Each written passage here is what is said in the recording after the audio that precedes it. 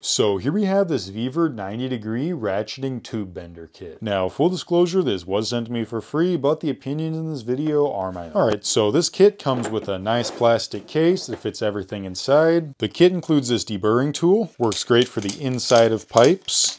It also comes with this reamer that'll do the outside and inside of pipe. This tube cutter has an extra blade in the back here. And then the actual ratcheting bending tool that has a bunch of different attachments for different sized pipes. It can handle a 1/4 inch pipe all the way up to 7/8. And it's really easy to figure out which attachment you need to put on because each one has their size marked on the back. Same with these pieces, you can see they have metric markings and standard markings. And this is for 3/8 all the way to 5/16. And then this one that's double-sided goes from 1/2 inch all the way to 7/8. And then these two pieces are for making an outside corner. To put it together, this piece here slides onto here, and then you tighten down this wing nut. And then you attach this piece right here. Anyway, I'm going to test this out on 3/4 inch pipe, so I'm going to take this piece, screw it on like that using this wing nut on the back, then take the 3/4 inch round piece and press it on. It has a little clip so it stays on there a little better. It's not the tightest, but it works alright. Turn both of these pieces to the 3/4 inch side or whatever size pipe you're using, and then it's ready to go. Just stick a pipe through and squeeze the handle until it's bent to the angle you want. And I was able to do it one-handed. Alright, so it looks like it was able to bend it, but it kind of creased the corners, so I don't think that's too helpful. Alright, so I found some more 3/4 inch conduit, and I did actually get it to bend this time, but it's definitely not the prettiest bend, and it was a bit of a pain because I had to crimp it here and then move it a little bit and crimp it again,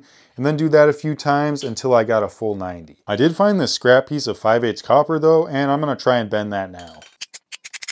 And that didn't quite seem to work either. So clearly this just isn't my field of work. I've tried this thing out multiple times and I just can't get these pipes to bend right. They just keep kinking and turning out not so good. The tool held up just fine though. I mean, it's a solid piece of cast iron, so I wouldn't have expected anything less. And these pieces also held up just fine, even with that thick tubing. And reading the reviews, it seems to work great for most people, so I must just be using the wrong material. It's either that or these radius pieces just aren't enough and they're just too tight of a radius to bend the pipe. Anyway, that's about all the testing I can do, so I hope that was at least a little bit helpful.